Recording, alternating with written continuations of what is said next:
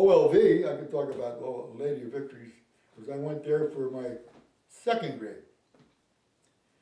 And I was there, and of course nuns taught us in those days.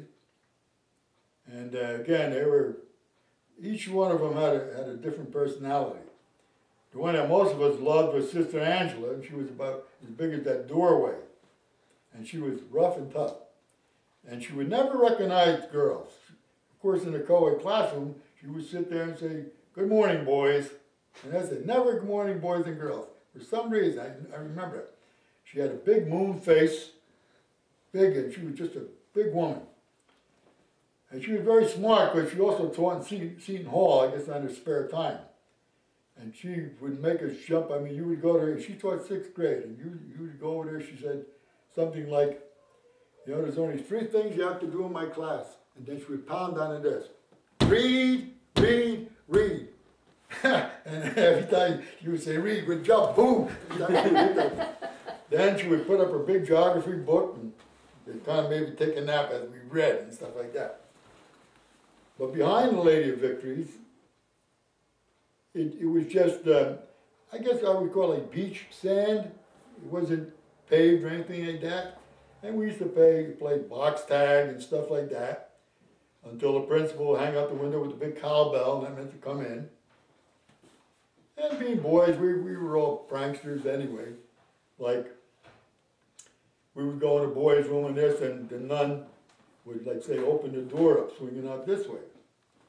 And she'd say, "What's going on there? Who's in there?" And we'd go, "Oh, nothing, sister, nothing." And we'd be going like this to her, or worse. And all of a sudden, she'd start calling out your names, and we said, what, she have X-ray vision? How could she know that John is doing this and Mike is doing this? Well, of course, later on, as we got smarter, we found out why the doors on a boys' room and all, that brass was highly polished. That became their mirror. Very smart. Also, the holy pictures all around the room. Later on, when you got smart, you knew that they were all angled so that when sister had her back turned to you, all she had to do was glance up and she could see everything that's going on behind her back.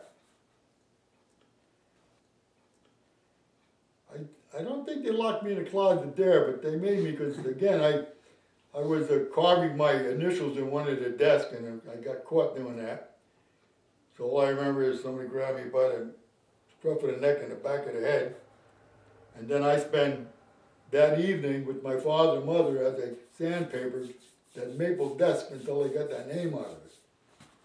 And there was other pranks that went on over there, but all in all, it was a good school. They did their best to teach us. And it was kind of like, if you ever saw Bells of St. Mary's, you know, with Bing Crosby and Ingrid Bergman, it was like that. All schools were like that. So then I moved from there. I went to back to Reid Street, and that was uppity. Like my parents had 6 kids. We didn't have too much money, so then we bought a house because we rented over at MacArthur Manor, and so we bought a house, and we were all excited. Now this house was on the end of Reid Street. It's not there anymore, and there were 5 lots. So the house was built like the 3rd lot from Reid Street, with 2 on the side.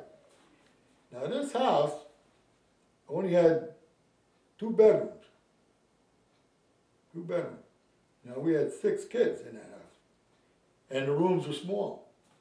But to a kid, I mean, it was like heaven, because number one, you know, it had a trap door, so you got down into the cellar. It was the last house on Reid Street.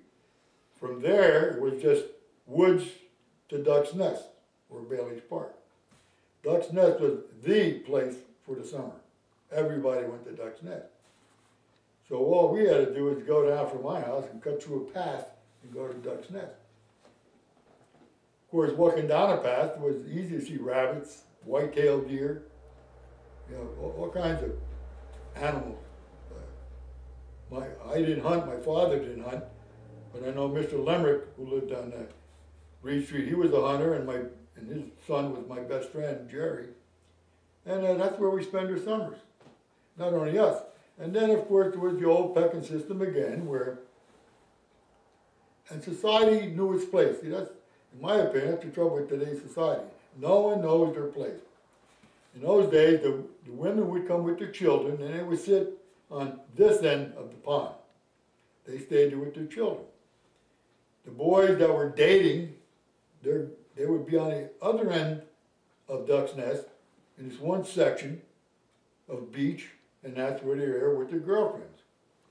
The single guys would be on another section of there, and it was only men only or bigger boys only. So to make your way into that world, you had to be accepted.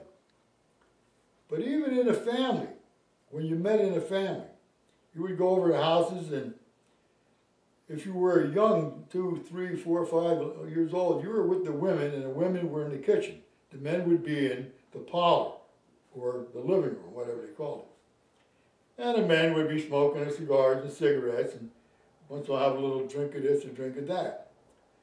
And if a kid would come in from the kitchen, they'd scoot him out. Get out of here. Get out and go with your mother.